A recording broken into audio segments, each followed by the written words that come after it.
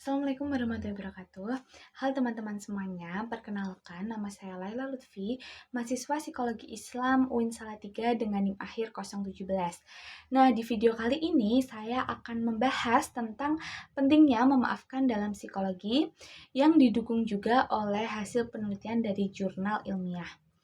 Oke teman-teman, dalam kehidupan sehari-hari kita pasti pernah kan merasa disakiti, kecewa, atau marah kepada orang lain. Nah, namun pertanyaannya adalah apakah memaafkan itu penting bagi kesehatan mental kita? Nah, dalam psikologi, memaafkan atau forgiveness adalah proses di mana seseorang itu melepaskan emosi negatif seperti marah, benci, dan keinginan untuk membalas dendam. Nah, hal ini itu dijelaskan dalam jurnal yang berjudul Konsep Memaafkan dalam Psikologi Positif yang menyatakan bahwa memaafkan itu merupakan kekuatan positif dalam diri individu untuk keluar dari emosi negatif seperti kebencian dan juga sakit hati. Yang artinya memaafkan itu bukan tentang orang lain, tetapi tentang bagaimana kita mengelola emosi diri agar lebih sehat. Nah, adapun dampak ketika kita tidak memaafkan. Jadi ketika seseorang itu tidak memaafkan, maka emosi negatif itu akan terus tersimpan dalam diri seseorang. Nah, dalam penelitian psikologi, kondisi ini itu dapat menyebabkan yang pertama itu stres, yang kedua kecemasan, lalu yang ketiga ada gangguan emosi lainnya. Nah, hal ini itu sejalan dengan konsep dalam jurnal yang menjelaskan bahwa emosi negatif yang tidak dilepaskan itu dapat membuat seseorang terus terjebak dalam kondisi psikologis yang tidak sehat. Jadi, tidak memaafkan itu sebenarnya lebih merugikan, ke diri sendiri dibanding orang lain, seperti itu. Lalu ada manfaat memaafkan. Jadi, banyak penelitian di Indonesia itu menunjukkan bahwa memaafkan itu memiliki dampak positif terhadap kesehatan mental. Nah, dalam jurnal yang berjudul Memaafkan untuk Bahagia, Kunci Kesejahteraan Remaja Pasca Putus Cinta itu ditemukan bahwa terdapat hubungan positif yang sangat signifikan antara memaafkan dengan kesejahteraan psikologis. Jadi hasil penelitian itu menunjukkan nilai korelasi sebesar R sama dengan 0,743 dengan signifikasi P kurang dari 0,05 yang berarti semakin tinggi kemampuan memaafkan seseorang maka semakin tinggi pula tingkat kebahagiaannya. Nah, hal tersebut membuktikan bahwa memaafkan itu bukan hanya tindakan moral tetapi juga berpengaruh langsung terhadap kebahagiaan. Nah, selanjutnya ada proses memaafkan dalam psikologi. Jadi dalam jurnal penelitian tentang proses memaafkan pada remaja itu dijelaskan bahwasannya memaafkan itu merupakan perubahan sikap dari keinginan membalas dendam menjadi keinginan untuk berdamai. Nah, proses memaafkan ini terdiri dari beberapa tahap, yaitu yang pertama, menyadari luka, lalu yang kedua itu mengambil keputusan untuk memaafkan, lalu yang ketiga ada memahami situasi, dan yang keempat itu menemukan makna. Jadi selain itu, penelitian ini juga menunjukkan bahwa faktor seperti agama dan hubungan interpersonal itu dapat mempengaruhi kemampuan seseorang dalam memaafkan.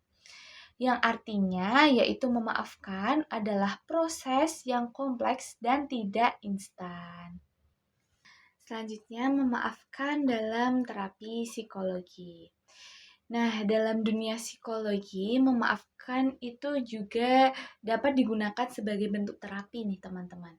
Jadi dalam jurnal tentang efektivitas terapi pemaafan model Enrique, itu disebutkan bahwa terapi ini dapat membantu individu melalui 4 tahap. Yang pertama, uncovering, yaitu menyadari luka. Lalu yang kedua ada decision, yaitu memutuskan memaafkan. Lalu yang ketiga, work, itu memahami situasi, dan yang keempat ada deepening atau menemukan makna. Jadi terapi ini itu terbukti dapat membantu individu terutama remaja dalam mengurangi luka emosional akibat pengalaman yang menyakitkan.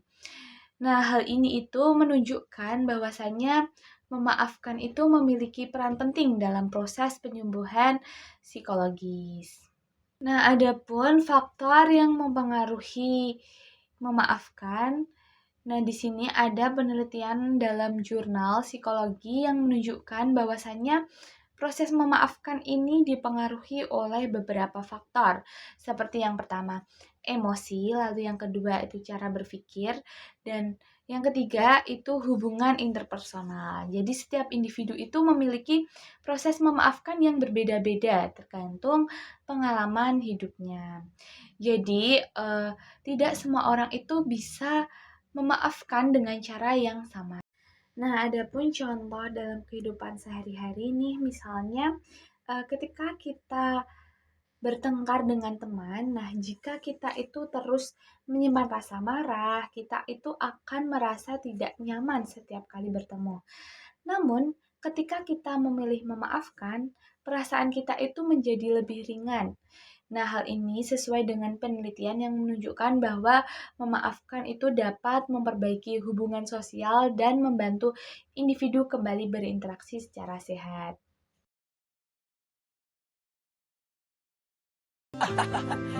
Sin, aku baru tahu nama ayahmu Slamet ya. Lucu banget namanya. Jangan gitu, Ren.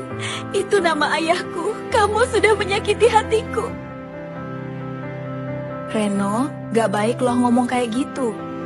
Iya, nama orang tua adalah doa. Jangan dihina. Aku gak ngerti kenapa orang suka ngejek nama ayahku. Udah, Sin. Orang kadang gak tahu arti kata-katanya.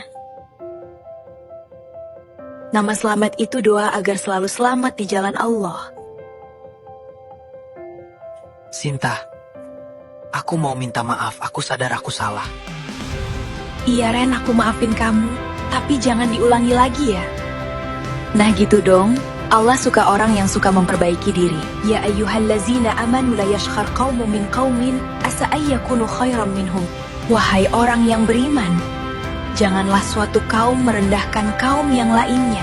Nama orang tua harus dijaga kehormatannya. Maaf itu penting dan menghormati lebih utama. Sampai jumpa di cerita berikutnya. Bima, nanti kita main bola ya setelah pulang sekolah. Iya, pasti. Bima, ayo kita main bola sekarang. Aku lagi sakit perut, Dit. Aku mau duduk aja. Oh, ya sudah, kamu istirahat ya. Itu Bima? Ayo, oper bolanya. Kenapa Bima bohong ya? Dit, ayo kita main lagi. Aku mau main sama yang lain saja. Aku salah ya. Dit, maaf ya. Aku sudah bohong sama kamu. Iya Bima, aku maafin. Tapi jangan bohong lagi ya.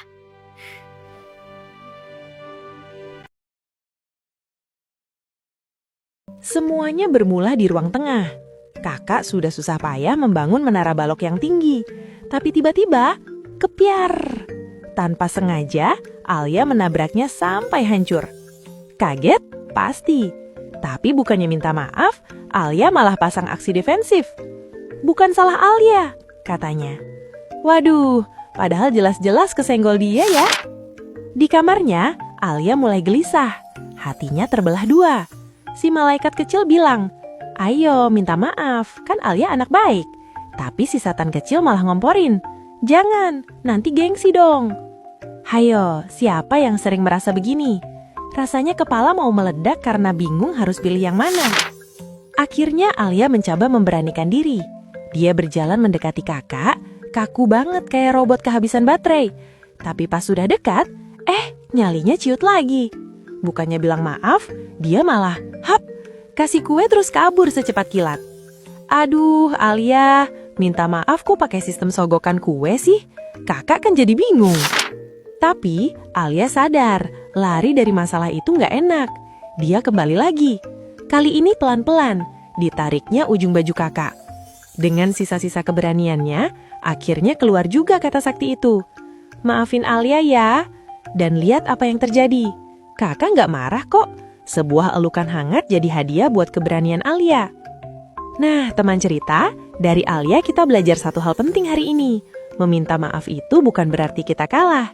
Justru berani mengakui kesalahan dan bilang maaf adalah tanda kalau kita itu pahlawan yang hebat. Jadi jangan pelihara gengsi ya. Lega loh rasanya kalau sudah baikan. Nah, adapun hal yang perlu dipahami, bahwasanya memaafkan itu tidak berarti melupakan kesalahan, membenarkan perilaku orang lain, atau harus kembali dekat. Itu bukan. Memaafkan itu adalah proses untuk diri sendiri agar kita itu bisa hidup lebih damai. Seperti itu. Nah, sebagai kesimpulan, berdasarkan berbagai penelitian jurnal Indonesia, jadi memaafkan itu membantu melepaskan emosi negatif, meningkatkan kesejahteraan psikologis, dan juga memperbaiki hubungan sosial. Jadi memaafkan itu bukan hanya tindakan moral, tetapi juga kebutuhan psikologis. Nah, mari kita belajar memaafkan agar kita bisa hidup lebih tenang dan juga bahagia. Sekian yang dapat saya sampaikan, kurang lebihnya mohon maaf dan terima kasih sudah menonton. Wassalamualaikum warahmatullahi wabarakatuh.